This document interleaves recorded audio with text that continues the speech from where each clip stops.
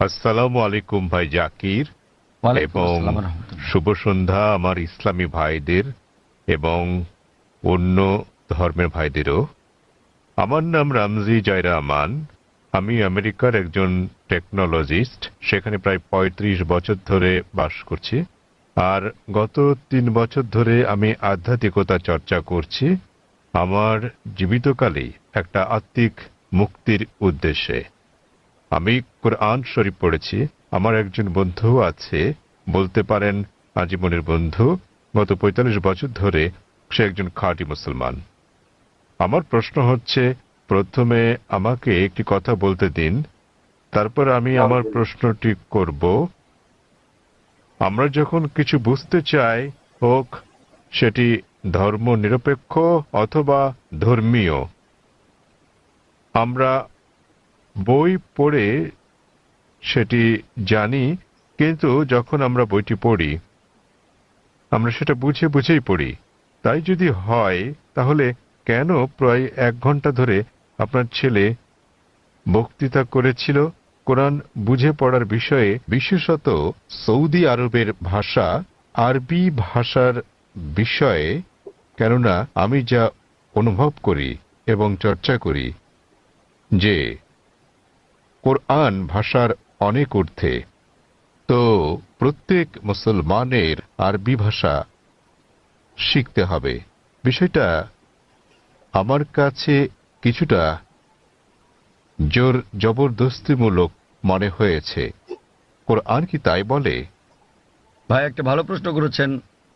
বললেন যে তিনি আধ্যাত্মিকতা শিখতে চান এবং তিনি কোরআন পড়েছেন, কিন্তু তিনি বুঝতে পারেননি যে কেন একটা বক্তৃতা যা ফারিক নায়েক করেছিল আমার ছেলে কোরআন বুঝে পড়ার জন্য আরবি ভাষা শেখার গুরুত্ব নিয়ে, আর এটা কেন আবশ্যিক।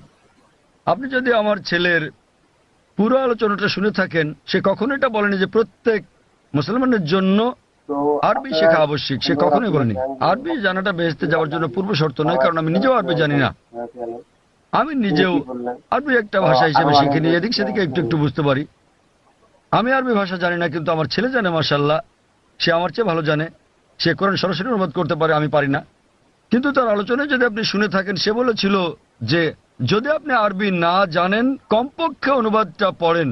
তো তার বক্তব্য ছিল কোরআন বুঝে পড়া উচিত, আর প্রশ্ন ছিল আল কোরআন কি বুঝে পড়া উচিত, হ্যাঁ অথবা না। আর উত্তর ছিল হ্যাঁ।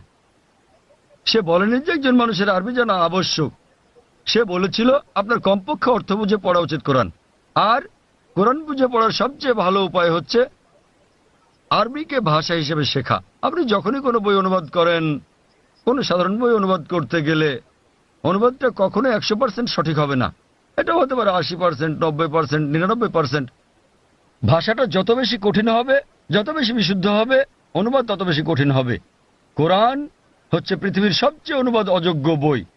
তাই কোরআনের অনুবাদ কখনোই কোরআনের অনুরূপ হবে না, কারণ আরবি ভাষাটা এতই শক্তিশালী, এতই বিশুদ্ধ। আর এছাড়া এটা সর্বশক্তিমান আল্লাহ সুবহানাহু ওয়া তাআলার বাণী। এই কারণেই সর্বোৎকৃষ্ট উপায় হচ্ছে আরবিকে ভাষা হিসেবে শেখা। দ্বিতীয়ত, আপনি যদি আরবি ভাষা না জানেন, তাহলে সে বলেছিল যে ভাষাটা ভালো জানেন সেই ভাষায় অনুবাদটা পড়েন। আপনি ইংরেজি জানলে ইংরেজিতে পড়ুন, তামিল জানলে তামিলে পড়ুন, হিন্দি জানলে হিন্দিতে, বাংলায় জানলে বাংলায় কোরআনের অনুবাদ পড়ুন। সে যা বলেছিল তার মূল বক্তব্য ছিল কোরআন পড়ুন অর্থ সহকারে। এখন এই প্রশ্নটা একজন সাধারণ মানুষের পক্ষে খুবই স্বাভাবিক। আপনার প্রশ্ন ছিল কেন একজন মানুষ বলবে যে বইটি অর্থ বুঝে পড়ো? অর্থ তো বোঝাই গেছে। যখনই কোনো বই পড়া হয় সেটি তো অর্থ বুঝেই পড়া উচিত। কিন্তু আপনি বুঝতে পারেননি যে মুসলিম সম্প্রদায়ের মধ্যে দুঃখজনকভাবে, যেমনটা আমার ছেলে বলেছে, যে শতকরা ৮০%-এরও বেশি মুসলমান আরব নন এবং তারা আরবি ভাষা জানেন না। এখানে নবীর একটা হাদিস আছে, তিনি বলেছেন যদি তোমরা কোরআন তিলাওয়াত করো তো সওয়াব পাবে। সেই কারণে বেশিরভাগ মুসলিম যখন কোরআন পড়ে তারা আরবিতেই পড়ে, কিন্তু তার অর্থটা বোঝে না। তাই এটা পৃথিবীর সবচেয়ে বেশিবার পড়া বই, কিন্তু একই সাথে অর্থ না বুঝে সবচেয়ে বেশিবার পড়া বই ওটি। তো আমার ছেলে বলেছিল আরবি অংশটা পড়ার পরে যা বেশিরভাগ অমুসলিমই বোঝেন না, অন্তত সেই অংশের অনুবাদটা পড়েন সেই ভাষায়, যে ভাষাটা আপনি ভালো বোঝেন। সে জোর দিচ্ছিল যে কোরআন নির্দেশনামূলক গ্রন্থ, এটি সর্বশক্তিমান আল্লাহর গ্রন্থ। সে সকল মুসলমানকে অনুরোধ করেছে যে আরবিটা পড়ার পাশাপাশি অনুবাদটাও পড়েন, যার স্থান দ্বিতীয়। কিন্তু সবচেয়ে ভালো আরবিকে একটি ভাষা হিসেবে শেখা। কেননা আপনি যদি আরবি জানেন এবং শুদ্ধ ভাষা জানেন, যা আমরা আমাদের স্কুলে শেখাই, ইসলামিক ইন্টারন্যাশনাল স্কুল বোম্বে এবং ইসলামিক ইন্টারন্যাশনাল স্কুল চেন্নাইতে, তাহলে সংযোগ সূত্র পেয়ে যাবেন এবং কোরআনের অর্থ বোঝাটা আরো ভালোভাবে হবে। আশা করি উত্তরটা পেয়েছেন। ধন্যবাদ। সেখানে কি কোনো অমুসলিম ভাই আছেন? হ্যাঁ হ্যাঁ ভাই, আপনার প্রশ্নটি করুন। শুভ সন্ধ্যা ডাক্তার সাহেব, আমি রাজা, একজন নির্বাহী অফিসার, চেন্নাই থেকে এসেছি। প্রশ্ন করার আগে আমি একটি উদাহরণ দেব, তারপর আমি আমার প্রশ্নটি করব। বিজ্ঞানীরা অনেক ধরনের জিনিস আবিষ্কার করেছেন মানব জাতির জন্য। উদাহরণস্বরূপ বলা যায়, আলেকজান্ডার গ্রাহাম বেল টেলিফোন আবিষ্কার করেছেন, কিন্তু আলেকজান্ডার গ্রাহাম বেলের সময় ফোন ছিল অন্য রকম। কিন্তু এখন আমাদের এই আধুনিক 24 শতকে আমরা ব্যবহার করছি মোবাইল, ইমেইল পাঠাচ্ছি, ইন্টারনেট, ফ্রিল্যান্স, ছবি, সারা বিশ্ব জুড়েই। আমি যা বলতে চাইছি, মানুষ যাই সৃষ্টি করেছে তার কিছু অংশের পরিবর্তন হতে পারে, কিন্তু একটা ব্যাপার আমি বুঝি, তা হলো যদিও আমি একজন আধ্যাত্মিক মানুষ, তো এই সাপ্তাহিক চক্র অর্থাৎ সপ্তাহের 7 দিন, এটা সারা বিশ্বেই একই নিয়মে পালন করা হয়। হোক এটা ভারতে, আফগানিস্তানে, অথবা হতে পারে জার্মানি, ইউরোপ, মধ্যপ্রাচ্য, আফ্রিকা, যেখানেই হোক না কেন, প্রায় 600 কোটি মানুষ এই সাপ্তাহিক চক্রকে অনুসরণ করে, অর্থাৎ 7 দিন, রবিবার থেকে শনিবার। আমার মনে হয় ডাক্তার সাহেব, এই 7 দিনের সাপ্তাহিক চক্র কোনো মানুষের দ্বারা তৈরি হয়নি। আমি বুঝতে পেরেছি এই সাপ্তাহিক চক্র তৈরি হয়েছে সর্বশক্তিমান সৃষ্টিকর্তার হাতেই। আমি প্রশ্ন করতে চাই যে এই 7 দিনের চক্রের কথা কি কোনো ধর্মগ্রন্থে লেখা আছে? আর সাথে আরেকটি প্রশ্ন, সেটি হলো যে আল কোরআনে কি সৃষ্টির কোনো নিয়মের উল্লেখ আছে কিনা, এইটুকুই। ভাই একটা প্রশ্ন করলেন যে মানুষ যখন কোনো কিছু আবিষ্কার করে, উদাহরণ হিসেবে আলেকজান্ডার গ্রাহাম বেলের টেলিফোন আবিষ্কারের কথা বলেছেন, কিন্তু সময়ের সাথে সাথে এটা বদলাতে থাকে, আর এখন আমরা মোবাইল ফোন ব্যবহার করছি যা অনেকটাই ভিন্ন। এগুলো মানুষের সৃষ্টি, কিন্তু এই সাপ্তাহিক চক্র সারা পৃথিবীতে অনুসরণ করা হয়। এটা সর্বশক্তিমান আল্লাহর সৃষ্টি, সর্বশক্তিমান আল্লাহর সৃষ্টি, সেজন্য এটা সমগ্র পৃথিবীতে অনুসরণ করা হয়। তিনি জানতে চান যে এই পৃথিবীর এই আবিষ্কারের কথা কোরআনে অথবা আগের ধর্মগ্রন্থগুলোতে উল্লেখ আছে কি না। ভাই আপনাকে একটা কথা বলি, আমি আপনার সঙ্গে একমত। মানুষ যখন কোনো কিছু আবিষ্কার করে, সেটার বিবর্তন হতে থাকে, উন্নতি হতে থাকে, শুধুমাত্র আল্লাহরটা ছাড়া। আল্লাহ হলেন নিখুঁত, তিনি কিছু সৃষ্টি করলে সেটা নিখুঁতভাবে সৃষ্টি করেন, অথবা তিনি ধাপে ধাপে এটাকে উন্মোচন করতে পারেন, কারণ সৃষ্টির জন্য তিনি যেটা সৃষ্টি করেছেন মানুষের জন্য তারা বুঝতে নাও পারে। উদাহরণস্বরূপ তিনি অনেক নবী পাঠিয়েছেন। প্রথম নবী ছিলেন আদম আলাইহিসসালাম, এবং তারপর অনেক নবী পাঠিয়েছেন, 1,24,000। সর্বশেষ নবী মুহাম্মদ সাল্লাল্লাহু আলাইহি সাল্লাম, তিনি অনেক বাণী পাঠিয়েছেন, অনেক গ্রন্থ। কিছু কিছু গ্রন্থের কথা কোরআনে উল্লেখ আছে, তাওরাত, জবুর, ইনজিল, এবং সর্বশ্রেষ্ঠ কোরআন। এমন না যে সর্বশক্তিমান আল্লাহ কোরআনের সম্পর্কে জানতেন না। ওই সময় মানুষ সেই বার্তাটা গ্রহণ করার উপযুক্ত ছিল না, তাই মানুষের অনুধাবন ক্ষমতার উপর ভিত্তি করে তিনি একের পর এক গ্রন্থ পাঠিয়েছেন। যখন তিনি দেখলেন যে মানুষ এবার মর্ম বুঝতে পারবে, তখন তিনি সর্বশেষ চূড়ান্ত গ্রন্থ আর সর্বশেষ চূড়ান্ত নবী মুহাম্মদ সাল্লাল্লাহু আলাইহি সাল্লামকে পাঠালেন। এবার আপনার প্রশ্নে আসি, সাপ্তাহিক চক্রের ব্যাপারে। 7 দিন সমগ্র পৃথিবীতে অনুসরণ করা হয়। আপনি বলেছেন রবিবার থেকে শনিবার, এই 7 দিনের চক্র সারা পৃথিবীতেই আছে, কিন্তু এটা সব জায়গায় এক নয়। আপনি যদি যান কোনো মুসলিম দেশে, রবিবার ছুটির দিন নয়, শুক্রবার ছুটির দিন। তাই এটা রবিবার থেকে শনিবার নয়, এটা শুক্রবার থেকে বৃহস্পতিবার, কিন্তু এটা 7 দিনই। তো এই 7 দিনের চক্রটা একই আছে, দিনগুলো ভিন্ন হতে পারে। যেমন এইসব ছুটির দিন ইত্যাদি। আর একইভাবে আপনি যদি বাইবেল পড়েন, বাইবেলের 7 দিনের কথা বলে থাকে সৃষ্টিকালের ব্যাপারে। এমনকি ইহুদি ধর্মগ্রন্থ এই কথা বলা আছে, পবিত্র কোরআনে ওই কথা আছে, হাদিসে ওই কথা বলে থাকে। কোরআনে বলা আছে অনেক জায়গায় যে সর্বশক্তিমান আল্লাহ পৃথিবী তৈরি করেছেন 6 দিনে, 6টি পর্যায়ে। এ ব্যাপারে পবিত্র কোরআন এবং অন্যান্য ধর্মগ্রন্থ প্রায় একই কথা বলা আছে, কিন্তু ভালোভাবে দেখলে অনেক পার্থক্য আছে। কোরআন যেভাবে বলেছে তা অনেক বেশি বিজ্ঞানসম্মত। অন্যান্য ধর্মগ্রন্থের কথা অতটা বিজ্ঞানসম্মত নাও হতে পারে।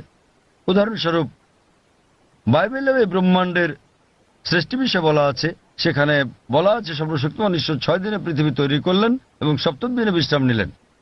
এর মানে ঈশ্বরেরও বিশ্রামের প্রয়োজন হয়। কোরআনও বলে যে সর্বশক্তিমান আল্লাহ 6 দিনে পৃথিবী তৈরি করলেন, কিন্তু এটা বলেন যে 7ম দিনে বিশ্রাম নিয়েছেন। কেন? কারণ পবিত্র কোরআনে আছে সূরা বাকারা অধ্যায় নম্বর 2 আয়াত নম্বর 255, এটা আয়াতুল কুরসি।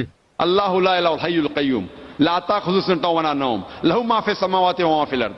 যে তিনি চিরকালীন, তিনি সর্বশক্তিমান, তিনি একক, কোন তন্দ্রা তাকে স্পর্শ করে না, তার বিশ্রামেরও দরকার নেই। সর্বশক্তিমান আল্লাহর কোনো ঘুমের প্রয়োজন নেই, তার বিশ্রামেরও প্রয়োজন নেই। তাহলে তার বিশ্রামের প্রশ্নটা আসে কি করে? তাই অনেক কিছুতেই মিল পাওয়া যাবে, কিন্তু সব নয়। কেউ যদি বলে যে ঈশ্বরের বিশ্রাম প্রয়োজন, যেমন আমি বা আপনি আমাদের মানুষের বিশ্রাম প্রয়োজন, সর্বশক্তিমানের কোনো বিশ্রাম প্রয়োজন নেই, তো এখানে পার্থক্যটা। বাইবেলে যা বলা আছে তা হলো 24 ঘন্টা করে 6টি পর্যায়, 24 ঘন্টার 6টি সময়। আমরা বিজ্ঞানীরা বলে থাকি যে 24 ঘন্টার 6টি দিনে এই পৃথিবী তৈরি করা সম্ভব নয়। তো বিজ্ঞানীরা বাইবেলের ওল্ড টেস্টামেন্টের এই বর্ণনার সাথে দ্বিমত পোষণ করেন। আর কোরআনের কথায় আসি, কোরআন কখনোই বলেনি যে সর্বশক্তিমান আল্লাহ 24 ঘন্টার 6 দিনে এটা তৈরি করেছেন। আরবি শব্দ ইয়াম, বহুবচনে আয়াম, যা কোরআনে উল্লেখ আছে, এর দুটো মানে আছে। ইয়মের একটা মানে হলো সাধারণ 24 ঘন্টার একদিন বলতে যা আমরা বুঝি, আর একটা মানে হচ্ছে পর্যায়। এটা যে কোনো দৈর্ঘ্যের হতে পারে, যেমন একটা যুগ। আর বিজ্ঞানীদের এটা মেনে নিতে কোনো সমস্যা নেই যে ব্রহ্মাণ্ড 6টি যুগে তৈরি হয়েছে, 6টি দীর্ঘ সময়ে, হতে পারে লক্ষ লক্ষ বছর ধরে, তাতে কোনো অসুবিধা নেই। এখানে পার্থক্যটা। জগতের সৃষ্টির রহস্যের ব্যাপারে কোরআনে শত শত আয়াত আছে এই জগতের সৃষ্টি রহস্য নিয়ে। আমি এটার উপর একটা লেকচার দিতে পারি, কিন্তু এখানে সময় নেই। আমি শুধু কয়েকটা উদাহরণ দেব। কোরআন পৃথিবীর সৃষ্টি রহস্য নিয়ে কি বলে তাই নিয়ে সেখানে অনেক কথাই বলা আছে, কিন্তু কোরআনে যা বলা আছে এর অধিকাংশই কোরআন নাজিলের সময় আমরা জানতাম না। কোরআন যখন 1400 বছর আগে নাজিল হয়েছিল, এসব কথা অজানা ছিল। উদাহরণস্বরূপ আজ একজন বিজ্ঞানীকে জিজ্ঞেস করলে তিনি উত্তর দেবেন। আমরা যদি বলি যে কিভাবে পৃথিবীর সৃষ্টি হলো, তাহলে তিনি বলবেন যে প্রথমে এখানে ছিল একটি নীহারিকা, তারপর একটা গৌণ বিচ্ছেদ ঘটল, বিগ ব্যাং, যা থেকে জন্ম নিল ছায়াপথ, তারকামণ্ডলী, গ্রহসমূহ, সূর্য, এমনকি পৃথিবী যেখানে আমরা বাস করি। এটা কয়েকজন বিজ্ঞানী আবিষ্কার করেছিলেন প্রায় 35-40 বছর আগে। আর এটাকে বলা হয়ে থাকে বিগ ব্যাং, যেটা 40 বছর আগে আবিষ্কৃত হয়েছে। আর যেটাকে আজকে বিজ্ঞানীরা বলছেন বিগ ব্যাং, এটা কোরআনে বলা হয়েছে 1400 বছর আগে। সূরা আম্বিয়া অধ্যায় নম্বর 21 আয়াত নম্বর 30 বলা হয়েছে যে আওয়ালাম ইয়ারাল্লাযিনা কাফারু, অবিশ্বাসীরা কি দেখে না আন্নাস সামাওয়াতি ওয়াল আরদা কানাত রাতকান ফাতাকনাহুমা, যে আকাশমণ্ডলী ও পৃথিবী একত্রিত ছিল, অতঃপর আমি পৃথক করে দিলাম। এখানে কোরআন এই ব্রহ্মাণ্ডের সৃষ্টি বিষয়ে সংক্ষেপে বলে দিচ্ছে যে আকাশমণ্ডলী ও পৃথিবী একত্রিত যুক্ত ছিল, এরপর আমি তাদের পৃথক করে দিলাম। আজকের বিজ্ঞানীরা সৃষ্টি রহস্য নিয়ে যা বলছেন তার নাম দিয়েছেন বিগ ব্যাং। এটা কোরআনে 1400 বছর আগে বলা হয়েছে। আমরা আগে মনে করতাম যে এই যে আমরা পৃথিবীতে আছি এটা সমতল। মাত্র কয়েকশো বছর আগে আমরা জানতে পারলাম, যখন স্যার ফ্রান্সিস ড্রেক 1557 সালে পৃথিবীটা নৌপথে ভ্রমণ করলেন, তিনি প্রমাণ করলেন যে পৃথিবী বর্তুলাকার। কোরআন এটা বলেছে 1400 বছর আগে। সূরা নাজিয়াত অধ্যায় নম্বর 79 আয়াত নম্বর 30। ওয়াল আরদা বাদা যালিকা দাহাহা, এবং তারপর আমি পৃথিবীকে তৈরি করলাম ডিম্বাকৃতি। আরবি শব্দ দাহাহা এর একটা মানে হলো প্রসারিত হওয়া, যেভাবে পৃথিবী প্রসারিত হয়েছে। আরেকটা মানে আরবি দুইয়া শব্দ থেকে এসেছে, যার মানে হচ্ছে ডিম। এটা কোনো সাধারণ ডিম নয়, এটা বিশেষভাবে বোঝায় উট পাখির ডিমকে। এবং আমরা জানি পৃথিবী একটা বলের মতো সম্পূর্ণ গোলাকার নয়, এটা দুই প্রান্তে একটু চ্যাপ্টা। এবং আমরা যদি একটা উটপাখির ডিমের আকৃতি চিন্তা করি, সেটাও আসলে বর্তুলাকৃতির। একবার চিন্তা করেন, কোরআন পৃথিবীর বর্তুলাকৃতির কথা বলেছে 1400 বছর আগেই। আগে আমরা মনে করতাম চাঁদের আলো তার নিজস্ব আলো। সম্প্রতি বিজ্ঞান থেকে জানতে পেরেছি 100 বছর বা 200 বছর আগে যে চাঁদের আলো তার নিজের আলো নয়, বরং সেটা প্রতিফলিত আলো। কোরআন এটা বলেছে 1400 বছর আগেই। সূরা ফুরকান অধ্যায় নম্বর 25 আয়াত নম্বর 61, যে সর্বশক্তিমান আল্লাহ আকাশে তৈরি করেছেন নক্ষত্রপুঞ্জ, আর সেখানে জেলে দিয়েছেন একটি প্রদীপ, সূর্য, যা তার নিজের আলোয় জ্বলে, আর চাঁদ জলে প্রতিফলিত বা ধার করা আলোয়। চাঁদের আলোর আরবি শব্দ হচ্ছে মুনির বা নূর, যার মানে হচ্ছে ধার করা বা প্রতিফলিত আলো। কিন্তু সূর্যের আলোর জন্য ব্যবহৃত হচ্ছে ওয়াহাজ, সিরাজ, দিয়া, অর্থাৎ মশাল, গনগনে প্রদীপ, প্রজ্বলিত আলো, যা সূর্যের আলোকেই তার নিজস্ব আলো হিসেবে বোঝাচ্ছে। এখানে অনেক আয়াত আছে কোরআনে যা সৃষ্টিজগৎ বিষয়ে, জ্যোতির্বিদ্যা বিষয়ে বলে। আমি যখন ছিলাম স্কুলে, আমি পড়েছিলাম যে সূর্য যদিও ঘুরে, এটা তার নিজের অক্ষে আবর্তন করে না, এটা নিশ্চল। কোরআনের সূরা আম্বিয়াতে বলে অধ্যায় নম্বর 21 আয়াত নম্বর 33, هو الذي خلق الليل والنهار আল্লাহ সৃষ্টি করেছেন দিন ও রাত, والشمس والقمر সূর্য এবং চন্দ্র, كل في فلك يسبحون। প্রত্যেকে তার নিজ কক্ষপথে বিচরণ করছে। কোরআন বলছে সূর্য এবং চন্দ্র আবর্তন করা ছাড়াও তাদের নিজস্ব অক্ষের উপর ঘুরছে। আর আজ বিজ্ঞানের এত উন্নতির পরে আমরা জানি যে আমরা একটা টেবিলের উপর যদি সূর্যের ছায়া দেখি, তাহলে আমরা দেখতে পাবো যে সূর্যের গায়ে কালো দাগ রয়েছে, এবং এই কালো দাগগুলো প্রায় 25 দিনে একবার সম্পূর্ণ আবর্তন করে, যা দিয়ে বোঝায় সূর্য প্রায় 25 দিনে একবার আবর্তন করে। আর এভাবেই কোরআন বলে আকাশের কথা যে এটা একটা ছাদের মতো। সূরা আম্বিয়া অধ্যায় নম্বর 21 আয়াত নম্বর 32। কোরআন পদার্থের প্রথম অবস্থার কথা বলে প্লাজমা। কোরআন বলে সূরা জারিয়াতে অধ্যায় নম্বর 51 আয়াত নম্বর 47 যে আমি এই বিশাল আকাশকে নির্মাণ করেছি, এই ক্রমবর্ধনশীল বিশ্ব যা আমরা সম্প্রতি জেনেছি। এভাবেই কোরআনের অনেক জায়গায় সৃষ্টি রহস্যের কথা বলা হয়েছে। কিন্তু লক্ষ্য করার মতো বিষয় হলো, অন্যান্য ধর্মগ্রন্থের মতো অন্যান্য ধর্মগ্রন্থ যেমন বেদ, বাইবেল, সেগুলোও বলে থাকে সৃষ্টি রহস্যের বিষয়ে। সৃষ্টির বিষয়ে তাদের অনেক বক্তব্যই বিজ্ঞানের সাথে মিলে যায়, কিন্তু অনেক বক্তব্যই আবার বৈজ্ঞানিক প্রমাণের বিপরীতে অবস্থান করে। কিন্তু কোরআনের ব্যাপারে বলা যায়, কোরআনে 6000-এরও বেশি আয়াত আছে, যার মধ্যে 1000-এর বেশি বিজ্ঞান নিয়ে কথা বলে। এবং পবিত্র কোরআনে এমন একটা আয়াত নেই যা প্রতিষ্ঠিত বিজ্ঞানের বিরুদ্ধে যায়।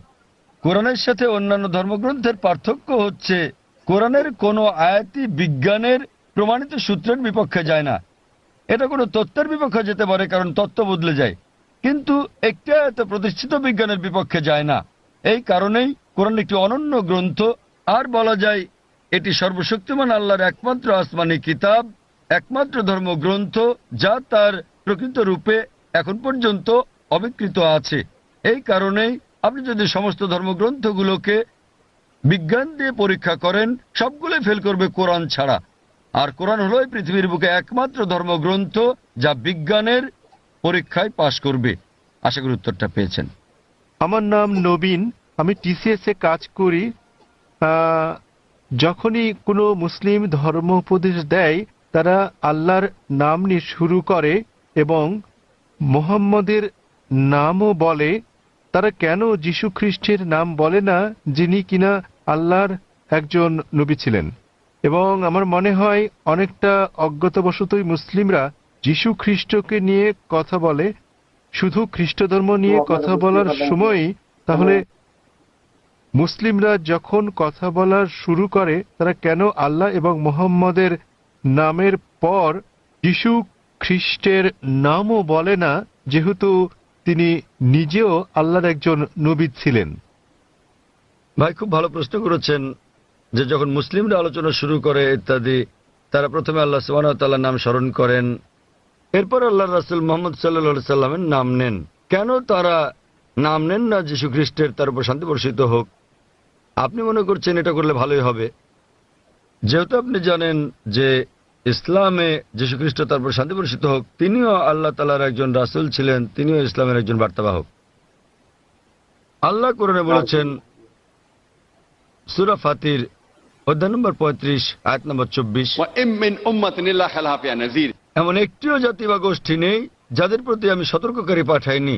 আল্লাহ বলেন সূরা রাদ অধ্যায় 13 আয়াত নম্বর 7, ولكل قوم هاد। এবং প্রত্যেক জাতির প্রতি আমি একজন সতর্ককারী, একজন পথপ্রদর্শক পাঠিয়েছি। নামানুসারে কোরআনে মাত্র 25 জন নবীর কথা উল্লেখ রয়েছে, কিন্তু আমাদের প্রিয় নবী মুহাম্মদ সাল্লাল্লাহু আলাইহি ওয়াসাল্লাম বলেছেন, সহিহ হাদিসের উল্লেখ আছে, এটা মিশকাত আল মাসাবিতে, যে আমাদের প্রিয় নবী বলেছেন যে 1,24,000 পয়গম্বর পাঠিয়েছেন আল্লাহ সুবহানাহু ওয়া তাআলা এই পৃথিবীর বুকে, কিন্তু কোরআনে কেবল 25 জনের নামই পাওয়া যায়। আদম, ইব্রাহিম, মুসা, যিশু, মুহাম্মদ, তাদের সকলের উপর শান্তি বর্ষিত হোক। তো ভাই, আমি যদি আপনার কথা মেনে নেই যে আমাদের নাম উল্লেখ করা উচিত সকল নবী রাসূলদের, তাহলে 1,24,000 নবী রাসূলগণের নাম নিতে না পারলেও অন্তত কোরআনে বর্ণিত 25 জনের সকলেরই নাম নিতে হবে। তাহলে ভেবে দেখেন প্রথম বাক্যটি কত বড় হয়ে যাবে। আপনি যেটা বুঝতে পারছেন না তা হলো যে সকল নবী রাসূল নবী মুহাম্মদ সাল্লাল্লাহু আলাইহি সাল্লামের আগে এসেছিলেন তাদের পাঠানো হয়েছিল শুধু তাদের লোকদের জন্য, শেষ সময়ের জন্য। উদাহরণস্বরূপ কোরআনে আছে যীশু খ্রিস্ট তারপর শান্তি বর্ষিত হোক, এটার উল্লেখ আছে সূরা সাফ অধ্যায় নম্বর 61 আয়াত নম্বর 6 যে তাকে পাঠানো হয়েছিল বনী ইসরাইলের জন্য একজন দূত হিসেবে। এটা উল্লেখ আছে সূরা আলী ইমরানে অধ্যায় নম্বর 3 আয়াত নম্বর 49 যে যীশু খ্রিস্টকে তারপর শান্তি বর্ষিত হোক পাঠানো হয়েছিল একজন দূত হিসেবে বনী ইসরাইলের সন্তানদের জন্য। সুতরাং মুহাম্মদ সাল্লাল্লাহু আলাইহি ওয়াসাল্লামের আগে যারা এসেছেন সকল নবী রাসূলগণকে পাঠানো হয়েছিল তাদের নিজেদের লোকদের জন্য, শেষ সময়ের জন্য। কিন্তু যেহেতু মুহাম্মদ সাল্লাল্লাহু আলাইহি সাল্লাম সর্বশেষ ও চূড়ান্ত নবী ছিলেন, তাকে শুধু আরব বা মুসলিমদের জন্য পাঠানো হয়নি, তাকে পাঠানো হয়েছিল সমগ্র মানব জাতির জন্য। এবং আল্লাহ বলেন সূরা আম্বিয়া অধ্যায় নম্বর 21 আয়াত নম্বর 107, وما أرسلناك إلا رحمة للعالمين। আমি তো তোমাকে রহমত হিসেবে প্রেরণ করেছি সমগ্র পৃথিবীর জন্য, সমগ্র সৃষ্টি জগতের জন্য, সমগ্র মানবতার জন্য। সুতরাং মুহাম্মদ সাল্লাল্লাহু আলাইহি সাল্লাম যেহেতু সর্বশেষ এবং চূড়ান্ত নবী ছিলেন, তিনি শুধু মুসলিম বা আরবদের জন্য প্রেরিত হননি, এসেছিলেন সমগ্র মানবজাতির জন্য। এবং তিনি যে বার্তা নিয়ে এসেছিলেন তা শুধু একটা নির্দিষ্ট সময়ের জন্যই নয়, যেমনটা তার পূর্বে যারা এসেছিলেন তাদের বার্তা ছিল একটা নির্দিষ্ট সময়ের জন্য। কিন্তু যেহেতু নবী মুহাম্মদ সাল্লাল্লাহু আলাইহি সাল্লাম ছিলেন সর্বশেষ ও চূড়ান্ত নবী, তার বার্তা সময়ের বন্ধনে বাধা নয়, এটাকে অনুসরণ করতে হবে শেষ দিন পর্যন্ত। এ কারণে আপনি বর্তমানে যেখানেই থাকুন না কেন, হোক সে ভারত বা যুক্তরাষ্ট্র বা ইংল্যান্ড বা সৌদি আরব, পৃথিবীর যে কোনো প্রান্তে বর্তমানে আমাদের অনুসরণ করতে হবে সর্বশেষ ও চূড়ান্ত নবীকে, এবং তিনি হচ্ছেন নবী মুহাম্মদ সাল্লাল্লাহু আলাইহি সাল্লাম। যদিও ইসলামে সকল নবী রাসূলকেই আমরা সম্মান করি এবং আমরা যীশু খ্রিস্টকেও সম্মান করি, আমরা তাকে ভালোবাসি, তাকে শ্রদ্ধা করি, কিন্তু যীশু খ্রিস্ট তারপর শান্তি বর্ষিত হোক নিজেই বলেছেন, এটার উল্লেখ আছে গসপেল অফ জন অধ্যায় নম্বর 16 অনুচ্ছেদ নম্বর 12 থেকে 14, আমি তোমাদের অনেক কথা বলতে চাই কিন্তু এখন তোমরা তা সহ্য করতে পারবে না, কারণ যখন সত্যের আত্মা আসবেন তিনি তোমাদের পথ দেখাবেন। তিনি নিজে থেকে কিছু বলবেন না, যা শুনবেন তাই বলবেন, তিনি আমাকে সম্মানিত করবেন। সুতরাং এখানে যীশু খ্রিস্ট তারপর শান্তি বর্ষিত হোক ভবিষ্যৎবাণী করেছেন সর্বশেষ ও চূড়ান্ত নবী মুহাম্মদ সাল্লাল্লাহু আলাইহি সাল্লামের আগমনের। এই কারণে আমরা বিশ্বাস করি যে যীশু খ্রিস্ট তারপর শান্তি বর্ষিত হোক এই পৃথিবীতে আবার প্রত্যাবর্তন করবেন, এবং খ্রিস্টানরাও এটা বিশ্বাস করে। তিনি যখন আসবেন তিনি নিজেও আনুগত্য করবেন আল্লাহ সুবহানাহু ওয়া তাআলার এবং সর্বশেষ ও চূড়ান্ত নবী মুহাম্মদ সাল্লাল্লাহু আলাইহি সাল্লামের শিক্ষা মেনে চলবেন। তাই এটাই হচ্ছে কারণ যে যখন কোনো মুসলমান কোনো বক্তব্য শুরু করতে যায় অথবা শাহাদাত দেয়, প্রথমেই সে এক এবং একমাত্র আল্লাহ সুবহানাহু ওয়া তাআলার নাম স্মরণ করে, শুধু তিনি একমাত্র উপাসনার যোগ্য, আর কেউ নয়। এবং আমরা সর্বশেষ ও চূড়ান্ত নবী অর্থাৎ মুহাম্মদ সাল্লাল্লাহু আলাইহি ওয়াসাল্লামের উপর বিশ্বাস স্থাপন করি, কারণ তিনি এমন এক পয়গম্বর যার শিক্ষা দীক্ষা আজ অনুসরণযোগ্য। পূর্ববর্তী সকল নবী রাসূলগণ ছিলেন সময়ের গণ্ডিভুক্ত একটা নির্দিষ্ট সময়ের জন্য এবং একটা নির্দিষ্ট গোত্রের লোকদের জন্য।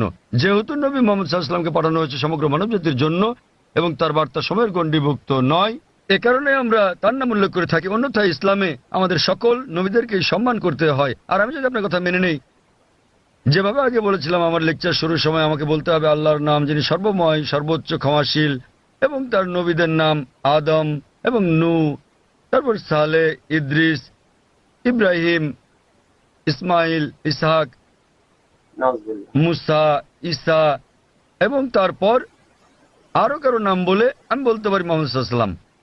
আমরা যখনই মুহাম্মদ সাল্লাল্লাহু আলাইহি ওয়াসাল্লামের নাম উল্লেখ করি অন্য সকল নবীরা হয়তো অন্তর্ভুক্ত হন, কেননা এই কিতাব পবিত্র কোরআন যা কিনা নাজিল হয়েছিল নবী মুহাম্মদ সাল্লাল্লাহু আলাইহি ওয়াসাল্লামের উপর, এখানে বলা আছে যে প্রত্যেক মুসলমানের দায়িত্ব আল্লাহ সুবহানাহু ওয়া তাআলার সকল নবী রাসূলগণকে সম্মান করা, এমনকি যদিও তাদের নাম পবিত্র কোরআনে উল্লেখ নাও থাকে।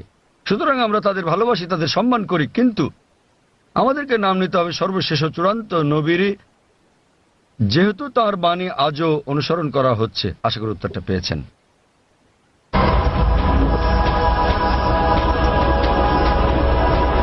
এখানে কি কোনো অমুসলিম ভাই আছেন মাঝখানের মাইকে? তামিল? হ্যাঁ, কেউ কি উনার কথা অনুবাদ করে দিতে পারবেন? তিনি তামিল ভাষায় কিছু বলতে চাচ্ছেন। এখানে কোনো অনুবাদক আছেন? আমরা চাই উনার প্রশ্নটি যথাযথভাবে অনুবাদ করা হোক, তাকে তামিল ভাষাতেই প্রশ্নটি করতে দিন, অনুবাদক সেটাকে বাংলায় করবেন। எனது பெயர் அல்போன்ஸ். நான் கிறிஸ்தவ மதத்தை சார்ந்தவர். சென்னை பெரம்பூரிலிருந்து வருகிறேன். நான் இஸ்லாம் மதத்தினுடைய வீட்டிற்கு சென்று பீஸ் டிவி, தங்களது பீஸ் டிவியில் இஸ்லாம் மதத்தின் அனைத்து விஷயங்களையும் பார்ப்பேன். 7000 ரூபாய் கட்டினால் மட்டுமே பீஸ் டிவி சேனல் தெரியும் என்ற நிலைக்கு உள்ளது. ஆதலின் ஏன் இதை கேபிளில் ஒளிபரப்ப தங்கள் மதத்தை ஒளிபரப்பக்கூடாது என்று நினைக்கின்றேன். তার প্রশ্নটি হল পিস টিভির সম্প্রচার বিষয়ে। তিনি জিজ্ঞাসা করেছেন কেন পিস টিভি কেবল টিভি বা অন্যান্য স্থানীয় কেবল চ্যানেলে সম্প্রচার হয় না। তিনি একজন খ্রিস্টান এবং তাকে একজন বন্ধুর বাসায় গিয়ে এই চ্যানেলটি দেখতে হয়। ভাই প্রশ্ন করেছেন যে তিনি একজন খ্রিস্টান এবং তিনি জানেন যে পিস টিভি স্যাটেলাইটের মাধ্যমে সম্প্রচার করা হয়, কেন কেবল অপারেটররা তাদের চ্যানেলে পিস টিভিকে রাখেন না? ভাই এটা কেবল অপারেটরদেরকে জিজ্ঞেস করতে হবে। আমরা যা করছি তাহলে আমরা খেয়াল রাখছি যে পিস টিভি চালু আছে এবং এটা পৃথিবীর যে কোনো প্রান্ত থেকে দেখা যায় কিনা। আলহামদুলিল্লাহ আমরা পিস টিভির 6টি আলাদা স্যাটেলাইট থেকে সম্প্রচার করছি এবং এটা পুরো পৃথিবী জুড়ে পৌঁছে যাচ্ছে। এশিয়া, মধ্যপ্রাচ্য, আফ্রিকা, অস্ট্রেলিয়া, ইউরোপ, উত্তর আমেরিকা, দক্ষিণ আফ্রিকা, সমগ্র বিশ্ব জুড়ে। আর ভারতের বিভিন্ন জায়গায় কেবল অপারেটররা পিস টিভিকে তাদের তালিকায় যোগ করেছেন, কেউ কেউ করছেন না। আপনি তাদেরকে জিজ্ঞেস করতে পারেন কেন তারা পিস টিভিকে তাদের তালিকায় যোগ করছেন না। আর দ্বিতীয়ত, কেউ যদি পিস টিভি দেখতে চান পৃথিবীর যে কোনো প্রান্ত থেকে, তিনি একটা ব্যক্তিগত ডিশ লাগিয়ে নিতে পারেন। বড় জোর 6000 রুপি খরচ হবে। $150 খরচে পৃথিবীর যে কোনো প্রান্ত থেকে ডিশ এবং ডিকোডার বসালে এটা ফ্রি টু এয়ার চ্যানেল, আপনি এটা দেখতে পারবেন। আপনাকে মাসে মাসে টাকা দিতে হবে না। এটা free to air channel, dish এবং ডিকোডারের খরচ পড়বে প্রায় 6000 রুপি। এটা আপনি বসাতে পারেন আপনার ছাদে বা বারান্দায় এবং ইনশাআল্লাহ আপনি সারা জীবন দেখতে পারবেন। আপনাকে কোনো টাকা দিতে হবে না এর জন্য। আর আমাদের দুটো চ্যানেল আছে, একটা পিস টিভি ইংলিশ, আরেকটা হলো পিস টিভি উর্দু। তাই একবার ডিশ বসালে ইনশাআল্লাহ আপনি দুটো চ্যানেলই দেখতে পারবেন। এবং আপনি যদি এটা আপনার বিল্ডিংয়ে বসান এবং 50টা বাড়িতে এই ডিশ লাইনটা ভাগ করে নেন, বাড়ি প্রতি হয়তো খরচ পড়বে মাত্র কয়েকশো রুপি। সুতরাং যে কেউ দেখতে চাইলে এইভাবে দেখতে পারেন। আর পিস টিভিকে ইন্টারনেটেও আমরা দিয়ে দিয়েছি। স্বাভাবিকভাবে ইন্টারনেটের গুণগত মান স্যাটেলাইটের তুলনায় অনেক নিম্নমানের হবে। আপনি ইন্টারনেটে www.peacetv.org এই সাইটে দেখতে পারবেন। এমনকি মোবাইলেও সম্প্রতি আমরা পিস টিভি মোবাইলেও চালু করেছি। আপনার কাছে যে হ্যান্ডসেটই থাকুক না কেন, নোকিয়া অথবা আইফোন, আমরা চেষ্টা করছি বিশ্বের 80% হ্যান্ডসেটের জন্য এটাকে সহজলভ্য করতে। তবে ফোনটা যত উঁচু মানের হবে, যদি আপনি তৃতীয় প্রজন্মের ফোন নিয়ে থাকেন এর মান অনেক উন্নত হবে। যদি ওয়াইফাই ব্যবহার করেন উন্নত মান পাবেন। সুতরাং হ্যান্ডসেটের উপর নির্ভর করে আপনি মোবাইলেও পিস টিভি দেখতে পারেন। এটা সম্পূর্ণ বিনামূল্যে। এর ওয়াপ ইন্টারনেটের জন্য www.peacetv.org, মোবাইলের জন্য এর ওয়াপ wap.peacetv.org। আশা করি উত্তরটা পেয়েছেন। হ্যাঁ বোন, আপনার প্রশ্নটি করুন। শুভ সন্ধ্যা।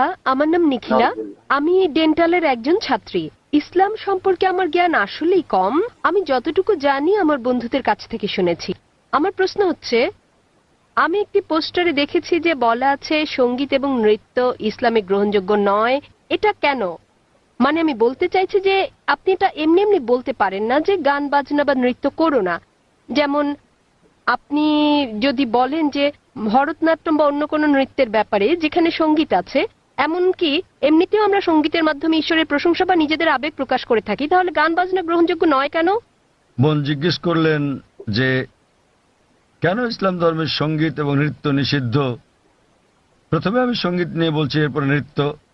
সঙ্গীতের ব্যাপারে বলা যাবে, আমাদের প্রিয় নবী মুহাম্মদ সাল্লাল্লাহু আলাইহি ওয়াসাল্লাম বলেছেন যে সঙ্গীতের বাদ্যযন্ত্র সাধারণ নিয়মে সবই নিষিদ্ধ, তবে তিনি যেটার অনুমতি দিয়েছিলেন সেটা দাফ, একপাশে খোলা ড্রাম যাকে বলা হয় ডাফ বা ডাফলি। বাকি সবগুলোই নবী নিষিদ্ধ করেছেন, কারণ আপনি যদি ভেবে দেখেন এটা আপনাকে দূরে নিয়ে যায় আল্লাহ সুবহানাহু ওয়া তাআলার জিকির থেকে, সর্বশক্তিমানকে স্মরণ করা থেকে। এ কারণে যখন আমরা এরকম গান শুনি, যেমন ধরেন সিনেমার গান হোক, সেটা হিন্দি, মালায়ালাম, তামিল বা অন্য কিছু, আপনি দেখবেন যে এই হিন্দি সিনেমার গানগুলোর বেশিরভাগ কথাই একেবারে বাস্তবতা বহির্ভূত। আপনি জানেন যে নায়ক নায়িকাকে বলছে, मैं तुम्हारे लिए चांद तोड़ के लेके आऊंगा, मैं तुम्हारे लिए सितारे तोड़ के लेके आऊंगा। আমি তোমার জন্য চাঁদ নিয়ে আসবো, আমি তোমার জন্য তারা নিয়ে আসবো।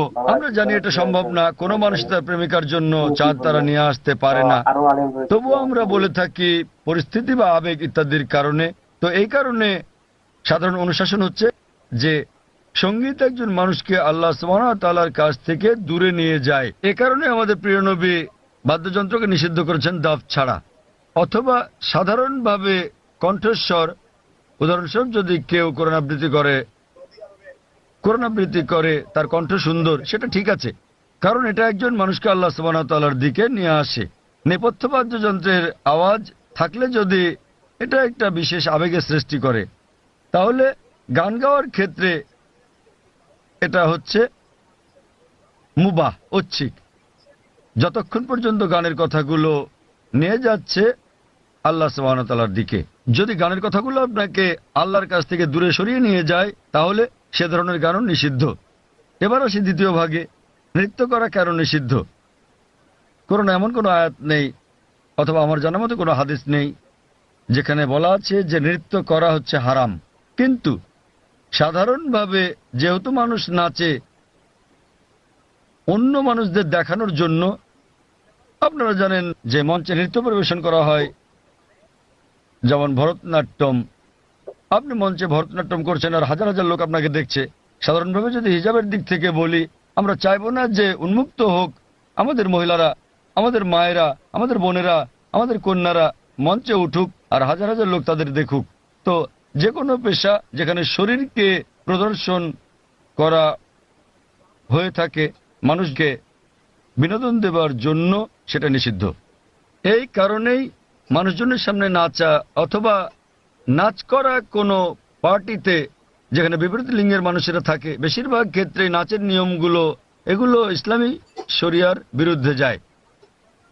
যখন আপনি নাচেন বেশিরভাগই জোড়া বেঁধে, ছেলে এবং মেয়ে, আর তাদের মধ্যে বেশিরভাগই গার্লফ্রেন্ড বয়ফ্রেন্ড, এবং তারা অন্য মানুষদের সামনে নাচে। সুতরাং যেহেতু এটা ইসলামী হিজাবের নিয়মের পরিপন্থী, এ কারণেই বলা হয় এটা নিষিদ্ধ, কারণ এটা হিজাবের নিয়মের বিপরীত। তাই বুঝতে হবে যে যখন নাচ করছেন, আপনি মানুষজনের সামনে নাচ করছেন, পার্টিতে যাচ্ছেন, আবার ঘুরে বেড়াচ্ছেন, আর না হলে শুধু স্বামী স্ত্রী মিলে যেভাবে খুশি সময় কাটাতে পারেন, যতক্ষণ এটা শরিয়ার বিরুদ্ধে না যাচ্ছে। বদ্ধ ঘরের ভেতরে স্বামী স্ত্রী মিলে যা খুশি করতে পারেন, যদি এটা কোরআন ও হাদিসের নিয়মকানুনের বাইরে না যায়, কোনো সমস্যা নেই।